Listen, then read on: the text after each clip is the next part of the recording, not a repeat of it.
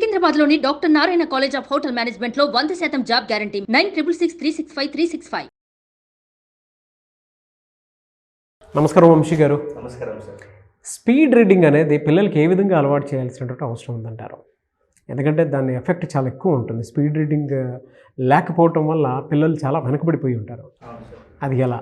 అందులో ముఖ్యంగాను text books చదివేటప్పుడు పిల్లల్లో తెలియకుండానే ఎలానంటే అసలు ఫస్ట్ చూస్తేనే యాంగ్జైటీ వచ్చేసి పక్క పెట్టేద్దాం అనుకుంటాము. సో ఒక టెక్స్ట్ బుక్ను కానివ్వండి, జనరల్ బుక్ను కానివ్వండి, రీడ్ చేసేటప్పుడు ఎలా ఎటువంటి మెథడ్ ఫాలో అవ్వాలి? ఎస్ సార్, స్పీడ్ రీడింగ్లో దీనికి ఒక అద్భుతమైన మెథడ్, అద్భుతమైన టెక్నిక్ ఉంది సార్. అయితే యాక్చువల్గా వెంటనే స్పీడ్ రీడింగ్ నేర్చుకునేటప్పుడే టెక్స్ట్ బుక్స్కి అప్లై చేయకూడదని చెప్తాను నేను. ఎందుకంటే ఫస్ట్ న్యూస్ పేపర్ కానీ, లేకుంటే జనరల్ నవలలు కానీ, లేకుంటే కథలు కానీ, ఆ పుస్తకాల మీద ఫస్ట్ అప్లై చేయాలి.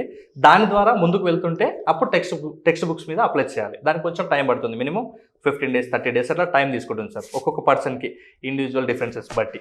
అయితే యాక్చువల్గా ఫస్ట్ మనం ఈ వీడియోలో అసలు ఒక పుస్తకాన్ని ఎలా చదవాలి, స్పీడ్ రీడింగ్ చేయాలి అంటే కూడా, లేకుంటే నార్మల్గా అయినా సరే ఒక పుస్తకాన్ని ఎలా రీడ్ చేయాలనే విషయాన్ని చాలామందికి తెలియదు. అంటే జస్ట్ వాళ్ళు ఫ్లోలో వెళ్ళిపోతుంటారు. కానీ అలా ఫ్లోలో స్టార్ట్ చేసి వెంటనే అది ఆపేసి పక్కకు పెడతారు. ఏ ఒక్క బుక్ కూడా కంప్లీట్గా చేయరనమాట.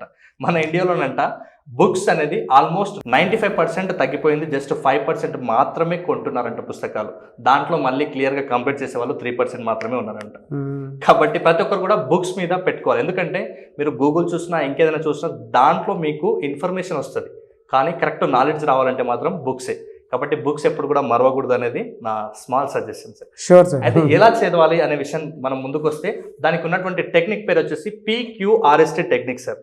ఒక బుక్ చదవాలంటే సో ఫస్ట్ ఏం చేయాలంటే, P అంటే సార్ ప్రివ్యూ. ఇప్పుడు ఫర్ ఎగ్జాంపుల్ సార్, ఇక్కడ ఒక మెటీరియల్ ఉంది. ఈ చాలామంది బుక్స్ విషయంలో ఇదే పొరపాటు చేస్తారు. వాళ్ళు ఏం చేస్తుంటారు, వెంటనే ఓపెన్ చేస్తుంటారు, దాన్ని ఆటోమేటిక్గా చదివేస్తుంటారు. చదివినప్పుడు ఫస్ట్ దాంట్లో ఆసక్తి రావచ్చు, ఆసక్తి రాకపోవచ్చు, వెంటనే దాన్ని క్లోజ్ చేసి పెడతారు. కాబట్టి నేను ఏమంటున్నా అంటే, ఫస్ట్ స్టెప్ ప్రివ్యూ అనేది చాలా ఇంపార్టెంట్. అంటే అసలు ఈ పుస్తకం పేరేంటి అంటే, జస్ట్ స్పీడ్ రీడింగ్ మాస్టరీ అంటే ఈ పుస్తకం పేరు, ఈ పుస్తకం బ్యాక్గ్రౌండ్ ఏంటి, ఈ పుస్తకాన్ని ఎవరు రాశారు, ఈ పుస్తకాన్ని రాసిన రచయిత లేకుంటే ట్రైనర్ యొక్క డీటెయిల్స్ ఏంటి, ఆ కంప్లీట్ డీటెయిల్స్ అంటే ప్రివ్యూలో ఇవన్నీ చూడాలన్నమాట. సో పుస్తకం ఏంటి, పుస్తకంలో ఏమేమి ఉంటుంది, పుస్తకం రచయిత ఎవరు, ఇవన్నీ చూస్తే మీకు ఒక క్లారిటీ వస్తుంది. మనం దేని గురించి చదవబోతున్నాము అనే విషయం క్లారిటీ వస్తుంది. దీంట్లో ఇప్పుడు ఫర్ ఎగ్జాంపుల్ సార్, ఒక సినిమా రిలీజ్ అయ్యే కంటే ముందు ట్రైలర్ వస్తుంది. అంటే దాంట్లో సాంగ్స్ ఎలా ఉంటాయి, ఫైటింగ్స్ ఎలా ఉంటాయి, యాక్షన్ ఎలా ఉండబోతుంది, ఇవన్నీ కూడా దాంట్లో ఒక టూకీగా చెప్పేస్తారు.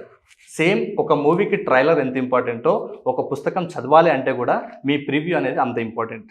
దీంట్లో ఆ ప్రివ్యూకి సంబంధించి ప్రతి ఒక్కరు కూడా books cover page, back page, writer గురించి అన్నీ తెలుసుకున్న తర్వాత వీలైతే ముందు మాట కూడా చదవాలి. ఇప్పుడు ఫర్ ఎగ్జాంపుల్ స్పీడ్ రీడింగ్ అంటే ఏంటి, స్పీడ్ రీడింగ్ టెక్నిక్స్ ఏంటివి, స్పీడ్గా చదవాలంటే ఏమేమి ఇబ్బందులు వస్తాయి, స్పీడ్ రీడింగ్ చదివే క్రమంలో ఇబ్బందుల్ని ఎలా ఓవర్కమ్ చేయాలి, ఇలా మీకు ఓవరాల్గా మీరు ఆ ఇండెక్స్ని చదివితే ఒక క్లారిటీ వస్తుంది. దీన్నే ప్రివ్యూ అంటారు. సో మీరు ఏ బుక్ తీసుకున్నా అసలు మీరు ఏం చదవాలనో క్లారిటీ ఉంటే అప్పుడు మీకు బుక్ చదవాలనే ఆసక్తి వస్తుందన్నమాట. కాబట్టి ఫస్ట్ స్టెప్ P అంటే ప్రివ్యూ, ఇలా చేయాలి. సో నెక్స్ట్ వచ్చేసి Q, క్వశ్చన్. చాలామంది టెక్స్ట్ బుక్స్ చదువుతుంటారు. ఆ చదివే క్రమంలో వీళ్ళు మొత్తం చదివినా కూడా ఎండ్లో క్వశ్చన్ వేరే ఉంటుంది. వీళ్ళకు ఇది ఎక్కడుంది ఈ బుక్లో, నేను చదివిన దాంట్లో ఈ ఆన్సర్ ఎక్కడుంది అన్న ఆలోచన వస్తుంది చాలామంది స్టూడెంట్స్కి. కాబట్టి నేనేమంటానంటే, ఫస్ట్ ఒక ప్రివ్యూ తీసుకుంటారు కదా, ఈవెన్ ఒక బుక్ అయితే అట్లాంటి ప్రివ్యూ తీసుకోండి. లేదు ఒకటే లెసన్ తీసుకుంటే ఆ లెసన్కి సంబంధించినటువంటి డాటాని, అంటే సైడ్ హెడ్డింగ్స్ ఏమేమి ఉన్నాయి, ఏమైనా పిక్చర్స్ ఉన్నాయా, ఏమైనా టేబుల్స్ ఉన్నాయా, వాటి మీద ఒక చిన్న ప్రివ్యూ వేయండి. టెక్స్ట్ బుక్ అయితే, ఒకవేళ నార్మల్ బుక్ అయితే ఇలా నేను చెప్పినట్టు చేయండి. ఒకవేళ టెక్స్ట్ బుక్ ప్రివ్యూ ఎట్లా చేయాలి, దాంట్లో చార్ట్స్ ఉన్నాయా, లేకుంటే డయాగ్రామ్స్ ఉన్నాయా, లేకుంటే ఇంకేమైనా సైడ్ హెడ్డింగ్స్, ఒక్కసారి దాన్ని ప్రివ్యూ చేయాలి లెసన్ పరంగా.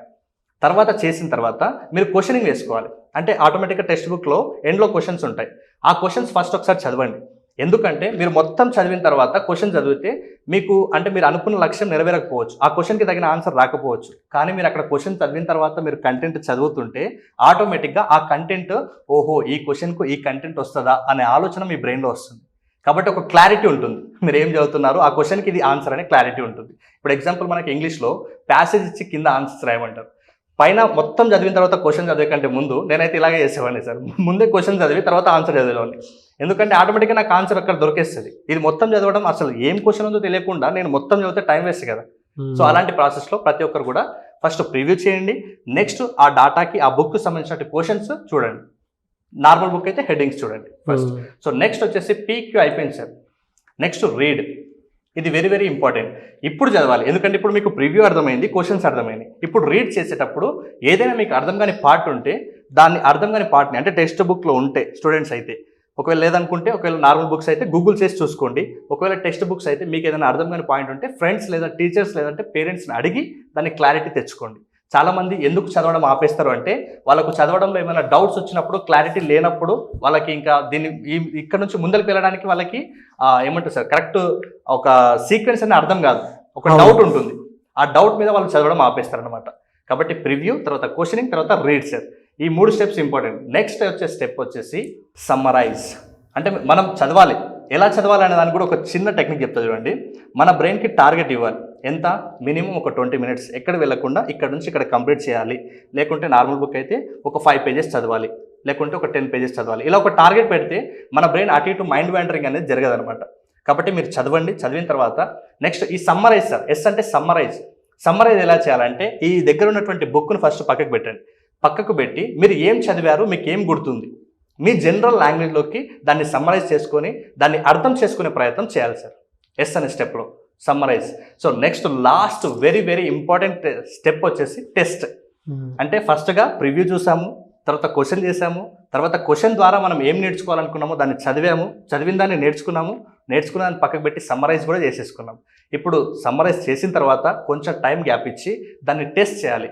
అంటే ఈవెన్ మీరు ఒకరికి చెప్పడం ద్వారా అయినా టెస్ట్ చేసుకోవచ్చు, లేదనుకుంటే పెన్ను పేపర్ పెట్టి రాయడం ద్వారా అయినా టెస్ట్ చేయొచ్చు సార్. సో ఒక బుక్ పట్ల, ఒక బుక్ని ఎలా చదవాలి, ఎలా అర్థం చేసుకోవాలి అంటే ఇలా PQRST టెక్నిక్స్ని అప్లై చేసి ఒక బుక్ని కంప్లీట్ చేయడం చాలా ఈజీ. ఒక అర్థవంతంగా ఆ బుక్ అనేది పూర్తి చేయొచ్చు సార్. Fantastic sir. మీరు చెప్పిన PQRST టెక్నిక్ అనేది పిల్లలకి చాలా అవసరం. Yes sir. ఇప్పుడున్న జనరేషన్ పిల్లలకైతే, ఈవెన్ పెద్దవాళ్ళకైనా సరే ఏది ముందు చదివి దాని తర్వాత దేన్ని అవగాహన చేసుకుని ఇచ్చేయాలనేది అవసరం. కొన్నిసార్లు ఏ బుక్లు ఎక్కడి నుంచి ఏది వచ్చి ఇచ్చినా కూడా ఈ ముందు మాట దేన్ని బేస్ చేసుకుని ఉందనేటువంటి దానికి అందులో మనం రాయడానికి అవకాశం ఉండేలా ఉంటుంది. అవును సార్. ఎగ్జామ్లో వచ్చిన అవగాహన కోసమైనా సరే. అవును సార్. థ్యాంక్ యూ అండి. Thank you so much Vamsi గారు. Thank you sir. Thank you so much. చాలామంది మళ్ళీ మీ క్లాసెస్ ఎప్పుడు ఉంటాయని చెప్పేసి అడుగుతున్నారు. ఎప్పుడుండే అవకాశం ఉంటుందంటారు? నెక్స్ట్ బ్యాచ్ వచ్చేసి May 16th రోజు స్టార్ట్ అవబోతుంది సార్, సెకండ్ బ్యాచ్. అయితే దీంట్లో మార్నింగ్ బ్యాచ్ ఉంటుంది, ఈవినింగ్ బ్యాచ్ ఉంటుంది. ఎవరైనా అటెండ్ కావచ్చు. ఒకవేళ 3rd, 4th, 5th పిల్లలు ఉంటే వాళ్ళతో పాటు పేరెంట్స్ కూడా అటెండ్ అవ్వాలి. ఎందుకంటే వాళ్ళు కొన్ని కాన్సెప్ట్స్ మాత్రమే అర్థం చేసుకుంటారు. మిగతా కాన్సెప్ట్స్ పేరెంట్స్ దగ్గర ఉండి విని నేర్చుకొని మళ్ళీ తర్వాత పిల్లలకు నేర్పించాలి. ఎవరైతే 6 నుంచి 10th, ఇంటర్ లేదంటే డిగ్రీ ఇంకా కాంపిటేటివ్ ఎగ్జామ్కి ప్రిపేర్ అయ్యే ఎవరైతే ఉన్నారో వాళ్ళు ఒంటరిగా కూడా అటెండ్ అవ్వచ్చు. చాలా బాగా నేర్చుకుంటారు, చాలా బాగా ఎంజాయ్ కూడా చేస్తారు. మనం ఇక్కడ ఫీడ్బ్యాక్ వీడియోస్ కూడా వేస్తాము, వాళ్ళ ఒరిజినల్ ఒపీనియన్ ఏందుందో. కాబట్టి ప్రతి ఒక్కరికి కూడా ఆ 15 days క్లాస్ని ఎలా డిజైన్ చేయబడిందంటే ఒక ఆర్డినరీ స్టూడెంట్, ఒక సక్సెస్ఫుల్ స్టూడెంట్ అవ్వాలంటే ఎలాంటి స్కిల్స్ వాళ్ళు నేర్చుకోవాలనేది దాన్ని బేస్ చేసుకొని ఆ 15 days వర్క్షాప్ డిజైన్ చేయబడింది. లెర్నింగ్ డిజబిలిటీస్ ఉంటాయి కొంతమందికి, లిజనింగ్, స్పీకింగ్, రీడింగ్, రైటింగ్. దీన్ని ఎలా ఓవర్కమ్ చేయాలి, ఇంకా ముఖ్యంగా చదివింది చాలా మందికి గుర్తుండదు. కాబట్టి మెమొరీ టెక్నిక్స్ నేను అద్భుతమైన టెక్నిక్స్ నేర్పిస్తాను. ఇక్కడ చెప్పేది జస్ట్ ట్రైలర్ మాత్రమే, రియల్ సినిమా వర్క్షాప్లో ఉంటుంది, గుర్తుపెట్టుకోండి. సో మెమొరీ టెక్నిక్స్ నేర్పిస్తాం.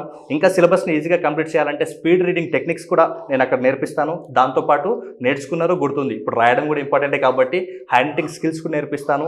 ఇంకా చిన్న వయసులోనే పిల్లలకి మనీ పట్ల అవగాహన ఉండాలని మనీ మేనేజ్మెంట్ స్కిల్స్ కూడా మనం ఆ వర్క్షాప్లో చెప్తాం సార్. ఇంకా ఫైనల్గా వచ్చేసి చాలామందికి ఒక కోర్స్ తర్వాత ఇంకో ఎలాంటి కోర్సెస్ ఉంటాయి, ఎలాంటి రూట్లో వెళ్ళాలనే విషయం కూడా తెలియదు.